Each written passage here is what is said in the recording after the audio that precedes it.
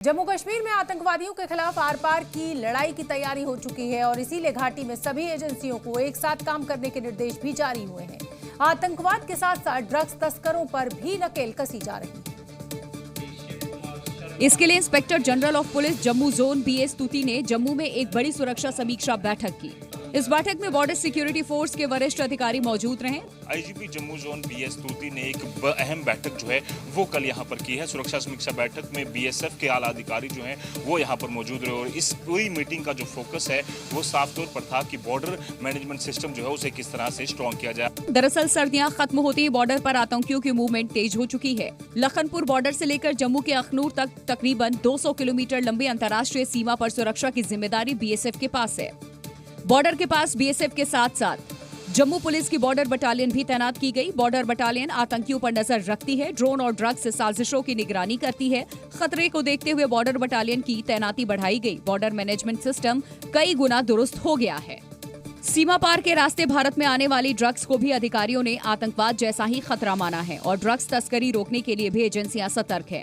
Drugs जो है वो लगातार कहीं ना कहीं पहले पाकिस्तान से वेस्टर्न बॉर्डर से आता है और उसके बाद कहीं ना कहीं उसे बेचकर आतंकी गतिविधियों में इन पैसे का इस्तेमाल किया जाता है। इन इलाकों में पाकिस्तान की तरफ से अलग अलग तरीके से घुसपैठ की कोशिश की जाती है, लेकिन पिछले कुछ महीनों में की गई सभी कोशिशों को सुरक्षा बलों ने नाकाम किया है। उत्तर प्रदेश की राजधानी लखनऊ में पूर्व सांसद अर्जुन सिंह के पोते विवेक भदौरिया की दबंगई सामने आई है। विवेक भदौरिया ने गोमती नगर में एक IT कंपनी में घुसकर फायरिंग की।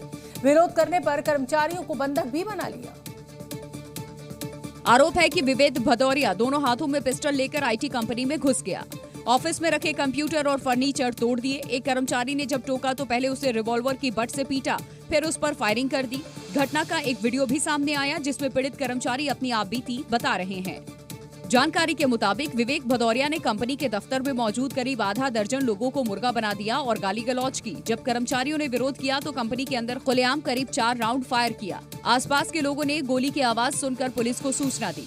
पुलिस ने मौके से 2 असलहे, खोखे और कारतूस बरामद किए हैं। घटना के कारण का अभी पता नहीं चल पाया। आपसी विवाद वजह बताई जा रही है, हालांकि पूछताछ भी जारी है।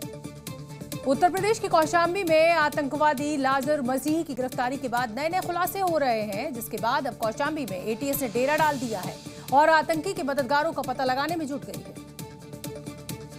यूपी ATS की शुरुआती जांच में ये सामने आया है कि पकड़ा गया आतंकी लाजर मसीही वाईफाई डोंगल से कनेक्ट कर कई इंटरनेट कॉल किए हैं, जिस पर ATS के अलावा तमाम खुफिया एजेंसी उनकी कुंडली खंगाल रही है और संदिग्धों की तलाश में कौशाम्बी से लेकर कानपुर और लखनऊ तक ताबड़तोड़ छापेमारी की जा रही है। महाकुंभ से पहले ATS ने 84 इंटरनेट कॉल करने के मामले में एक संदिग्ध को उठाया था। इसके बाद महाकुंभ की सुरक्षा व्यवस्था में बदलाव हुआ था। वहाँ उपस्थित करीब 50,000 पुलिस बल और अर्धसैनिक बलों की सक्रियता से कोई बड़ी इस तरह की कोई आतंकवादी घटनाएं नहीं होने दी गई, जिसके बारे में उसने खुद पूछताछ से बताया कि वहाँ इतनी प्रक्रिया थी। बताया जा रहा है कि आतंकी मसीह पिछले साल 24 सितंबर पंजाब में न्यायिक हिरासत से भाग गया था और इरादा बड़े हमले का था, लेकिन ये योगी फोर्स की सतर्कता ही थी कि वो अपने नापाक मंसूबों में कामयाब नहीं हो पाया और पुलिस के हत्थे चढ़ गया। संभल में मस्जिदों पर शुरू हुआ विवाद खत्म होने का नाम नहीं ले रहा। अब चंदौसी में सरकारी जमीन पर अवैध कब्जे का एक बड़ा मामला सामने आया है। शिकायतकर्ता का दावा है कि सरकारी जमीन पर कब्जा कर मस्जिद को बनाया गया है, जिसके बाद जमीन की नपाई के लिए प्रशासन की टीम भी पहुंची और नाप जोख किया। इसके बाद तहसीलदार धीरेन्द्र प्रताप सिंह ने अवैध कब्जे की पुष्टि की। पता चला कि मस्जिद और इलाके के बगल में बने अवैध मकान के दस्तावेज नगर पालिका में दर्ज नहीं मिले।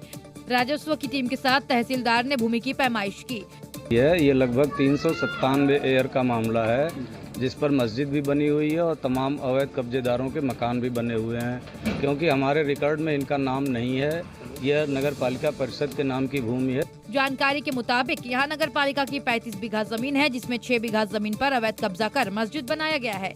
इतना ही नहीं, सरकारी जमीन पर 45 मकानों का निर्माण भी करवाया गया है, लेकिन स्थानीय लोगों का कहना है कि लोगों ने जमीन खरीद कर मकान बनाए हैं।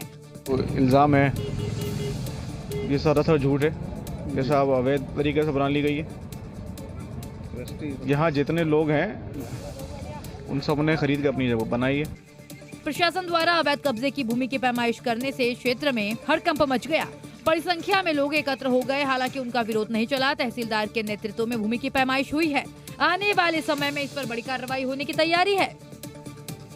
उत्तर प्रदेश के फर्रुखाबाद में बोर्ड परीक्षा को लेकर जिलाधिकारी ने एक बड़ा फैसला लिया है। बताया जा रहा है कि कॉलेज परिसर में एक मस्जिद है जहां रमजान के दौरान नमाज पढ़ने पर अब रोक लगा दी गई है। ये वही मस्जिद है जो कॉलेज परिसर में काफी वक्त से है, जहां अब नमाज पढ़ने पर फिलहाल रोक लगा दी गई है। जिलाधिकारी का कहना है कि बोर्ड परीक्षा के दौरान कोई परेशानी न हो, इसीलिए ये फैसला लिया गया है। कॉलेज कैंपस में नमाज अदा की गई तो जुर्माना भी लगाया जाएगा। यहाँ पर स्टाफ रूम है एजुकेशन का, पेपर्स और कापियाँ सब इसमें रखी हुई हैं। ऐसी तरह वजह से प्रशासन नहीं चाहता है कोई उसके पास आसपास जाए, तो उस सिलसिले में मुसलमानों का डेपुटेशन भी डिस्ट्रिक्ट मजिस्ट्रेट फर्रुखाबाद से मिला है। दरअसल कॉलेज परिसर में बोर्ड परीक्षाएं और स्ट्रांग रूम बनाए गए हैं, जिसकी वजह से जिलाधिकारी ने नमाज पढ़ने पर पाबंदी लगाई है और इस फैसले का मुस्लिमों ने स्वागत भी किया। यहाँ पर जब हम आए तो देखा है कि यहाँ पर ये ताला लगा हुआ है कि यहाँ पर नमाज नहीं पढ़ी जा रही। बताया जा रहा है कि अगर डीएम के फरमान का किसी ने पालन नहीं किया, परीक्षा में व्यवधान डालने की कोशिश हुई तो उसके खिलाफ 1 करोड़ रुपए का जुर्माना भी लगाया जाएगा। अपराधियों के खिलाफ उत्तर प्रदेश पुलिस का ऑपरेशन लंगड़ा जारी है। बीते 24 घंटे में शहर शहर एनकाउंटर में कई शातिर बदमाश पुलिस के हत्थे चढ़े। यूपी के 4 शहरों की ये तस्वीर देखिए, जहां पुलिस के एक्शन से बदमाशों में हड़कंप मच गया है। पहली तस्वीर नोएडा की, जहां मुठभेड़ में 3 बदमाश पुलिस की गोली से घायल हुए। वहीं गाजीपुर में पुलिस और बदमाशों के बीच हुई मुठभेड़ में एक बदमाश को गोली लगी, जबकि दूसरा फरार हो गया। जबकि प्रतापगढ़ में लूट का आरोपी पुलिस मुठभेड़ में घायल हुआ, जिसे पुलिस ने हथियारों के साथ गिरफ्तार किया। और हापुड़ में भी कुछ ऐसी ही तस्वीर देखने को मिली, जहां मुठभेड़ में 2 गोतस्कर पुलिस की गोली से घायल हुए। गौरतलब है कि हापुड़ में पुलिस को बड़ी कामयाबी मिली। 2 बदमाश पुलिस की गोली लगने से घायल हुए। बदमाशों के पास से पुलिस ने 2 तमंचे, 2 जिंदा कारतूस और गौक्षी के सामान बरामद हुए। गौरतलब है कि यूपी में अपराधियों के खिलाफ योगी सरकार जीरो टॉलरेंस के संकल्प है और इसी के तहत यूपी पुलिस बदमाशों से सख्ती से निपट रही है। और पुलिस के ऑपरेशन लंगड़ा ने तो अपराधियों की नींद उड़ाकर रख दी है। यूपी बोर्ड की परीक्षाओं में नकल और पैसों के लिए फर्जी परीक्षार्थियों के पेपर देने का खेल जारी है। एटा में शिक्षा विभाग ने कई परीक्षा केंद्रों से पेपर सॉल्व करते कई मुन्ना भाई को पकड़ा है। पुलिस की गिरफ्त में आया ये वही मुन्ना भाई है जो महज कुछ रुपयों के लिए बोर्ड असली छात्र की जगह हाई स्कूल की परीक्षा दे रहा था। फर्जी छात्र बनकर बोर्ड की परीक्षा देने वाला ये अकेला नहीं है। एटा पुलिस ने ऐसे 2 और मुन्ना भाई को पकड़ा है। मामला अलीगंज तहसील का है, जहां परीक्षा केंद्रों पर नकल माफियाओं का इस खेल का खुलासा हुआ है। हाई स्कूल की परीक्षा में अंग्रेजी के पेपर के दौरान डीएम और तहसीलदार ने पुलिस टीम के साथ आरबीएल इंटर कॉलेज में छापा मारा। पकड़ा गया छात्र अभय 8वीं पास बताया जा रहा है, जो दिलशाद नाम के असली परीक्षार्थी की जगह परीक्षा दे रहा था और उसे इसके लिए हर पेपर के 2000 रुपए मिल रहे थे। इसके अलावा महावीर इंटर कॉलेज और आदर्श जनता इंटर कॉलेज से भी फर्जी तरीके से परीक्षा देते हुए एक मुन्ना भाई को पकड़ा गया है। पकड़े गए छात्रों के खिलाफ एफआईआर दर्ज कर आगे की कार्रवाई की जा रही है। निरीक्षण के दौरान 3 विद्यालयों में आरबीएल इंटर कॉलेज राजापरा को, महावीर इंटर कॉलेज अमरैया और आदर्श जनता इंटर कॉलेज रोजगारी में 3 बच्चों को पकड़ा गया है, तो दूसरे परीक्षार्थियों की जगह परीक्षा दे रहे हैं।